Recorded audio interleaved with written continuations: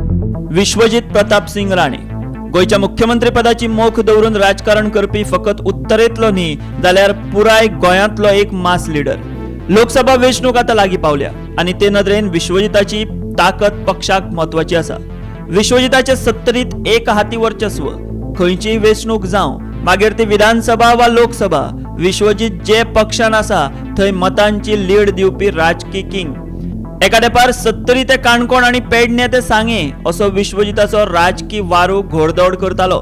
मात मदल्या काळात मातशी स्लो जाल्ली घोडदौड विश्वजिताचे भाजप प्रवेशान परत वेगवान जाली। काँग्रेस आनी भाजप ह्या दोन पक्षांमधलो फरक विश्वजिताक खबर आसा आनी ताणें तो स्वता अणभवला। भाजपात कार्यपद्धतीची चौकट, मात चौकट आसूं वा नासूं विश्वजिताचे नाणे खणखणटा ते सत्तरीतले निर्विवाद वर्चस्वाच्या नेटार।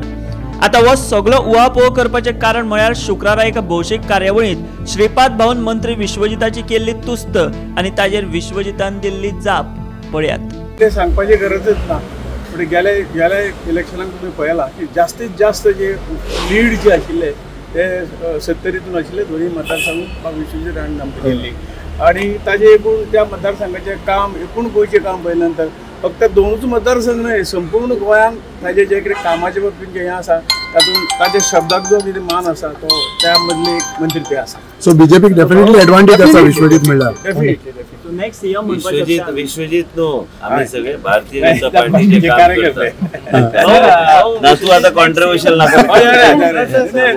राजकारणात सगळ्या गोष्टीवर मी प्रतिक्रियेला द्यायला पाहिजे तसं नाही। मी थंड स्वभाव ठेवलाय आजकाल, ते बी आश्चर्यचकित झालेत, मी बोलत नाही।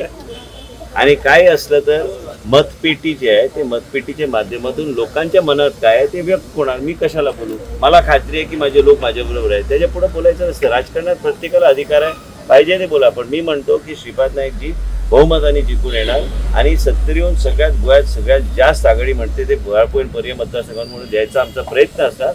आमचे कार्यकर्ते सक्रिय आहे, भारतीय जनता पार्टीचं काम आम्ही करतो आणि ते बहुमताने निवडून येतात।